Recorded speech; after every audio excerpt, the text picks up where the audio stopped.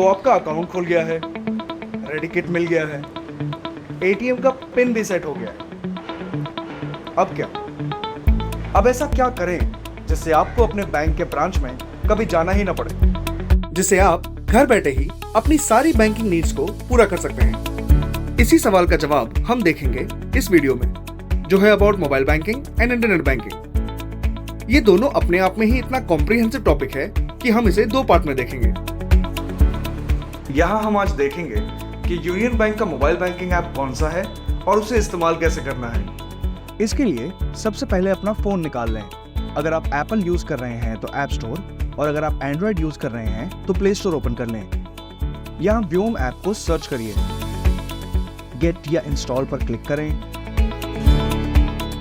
एक बार ये इंस्टॉल हो जाए तो प्रोसेस सिमिलर है, बस इतना ध्यान रखिएगा कि आपका रजिस्टर्ड सिम इसी फोन के अंदर हो, एज ये ऐप बिना रजिस्टर्ड सिम के नहीं चलेगा। तो अब इस ऐप को ओपन कर लीजिए।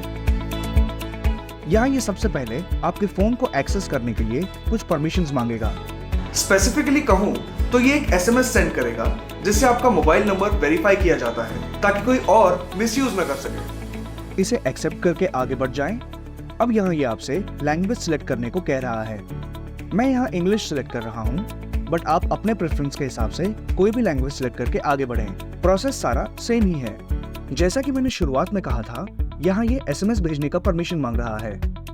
इसीलिए आपका रजिस्टर्ड सिम भी उसी फोन में होना जरूरी है जिसमें आप ये ऐप यूज करने वाले हैं। वेरीफाई करने के बाद ये मोबाइल बैंकिंग के लिए आपका कंफर्मेशन मांगता है। इसे प्रोसीड करें। अब खुला हमारा रजिस्ट्रेशन वाला पेज। यहाँ जैसा कि आप देख रहे हैं 4 ऑप्शंस हैं खुद को रजिस्टर करने के लिए। पहला तो है गुड ओल्ड डेबिट कार्ड से। दूसरा, अगर आप पहले से इंटरनेट बैंकिंग यूज कर रहे हैं तो उसी के क्रेडेंशियल्स को यूज करके आगे बढ़ सकते हैं। तीसरा है ब्रांच टोकन से। इसे एज ए लास्ट रिजॉर्ट ही यूज करिएगा, as it would defeat our point of Atmanirbhar banking. But info के लिए बता दूं, इससे आप अपने ब्रांच में जाकर उन्हें एक टोकन इशू करने के लिए कहते हैं।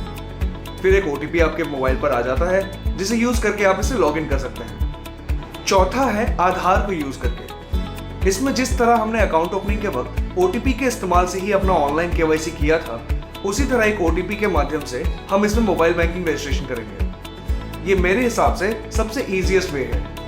बट आज यहाँ इस वीडियो में हम डेबिट कार्ड वाला ऑप्शन देखेंगे। अब इस जगह अपना डेबिट कार्ड नंबर डालें,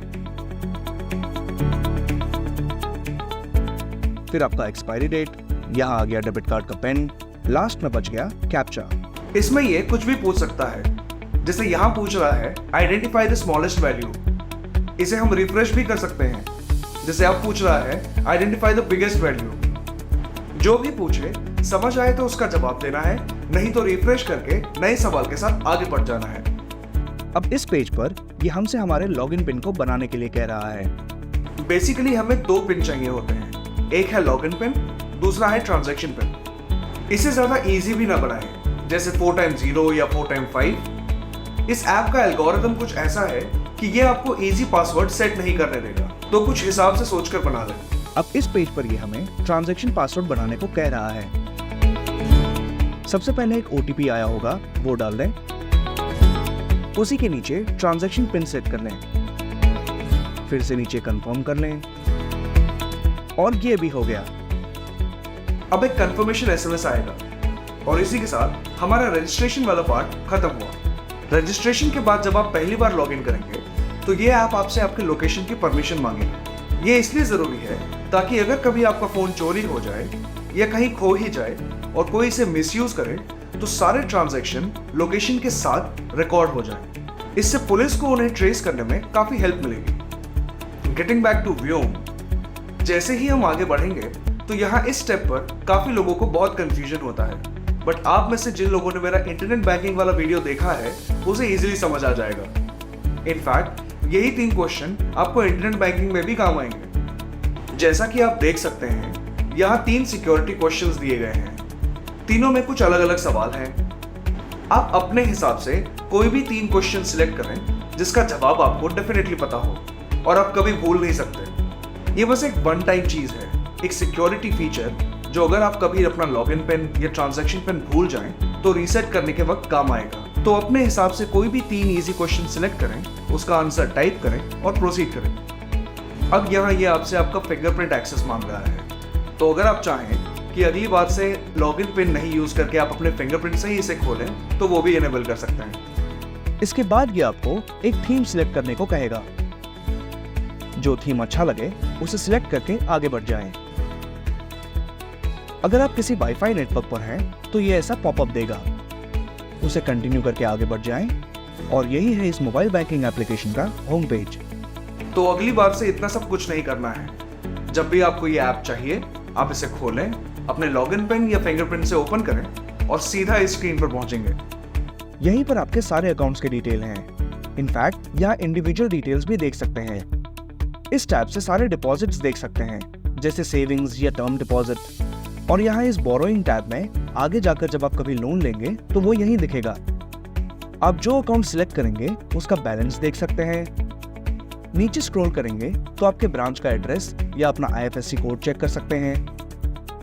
अगर अकाउंट कभी फ्रीज हो जाए या किसी अमाउंट का लेन लग जाए तो आपको ब्रांच जाने की जरूरत नहीं है, सारी डिटेल्स यहीं दिख जाएंगे। तो देखा आपने कितने कम टाइम में आपने पूरे बैंक को अपने मोबाइल फोन में डाल दिया। इसी तरह इंटरनेट बैंकिंग भी है।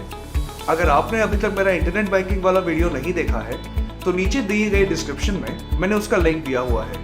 जल्दी उसे देखें और उसे भी एक्टिवेट करें और बन जाए आत्मनिर्भर डिजिटल इंडिया के डिजिटल सिटीजन। और हाँ, जाने से पहले एक और बात, बढ़ती टेक्नोलॉजी के साथ रिस्क और फ्रॉड भी बढ़ रहे हैं। कभी कोई फोन करके बैंकर बन के अगर आपसे आपकी निजी जानकारी जैसे KYC डॉक्यूमेंट्स या OTP मांग ले तो ऐसा कुछ भी शेयर ना करें। बैंक आपसे आपकी कोई भी निजी जानकारी या OTP नहीं मांगता। बैंक के पास आपकी पर्याप्त जानकारी पहले से ही होती है और अगर ना भी हो तो बैंक आपको ब्रांच बुलाएगी। इस तरह फोन पर कुछ नहीं मांगेगी। इसलिए ऐसे फ्रॉडस्टर्स से सावधान रहें, सुरक्षित रहें। Thank you for watching.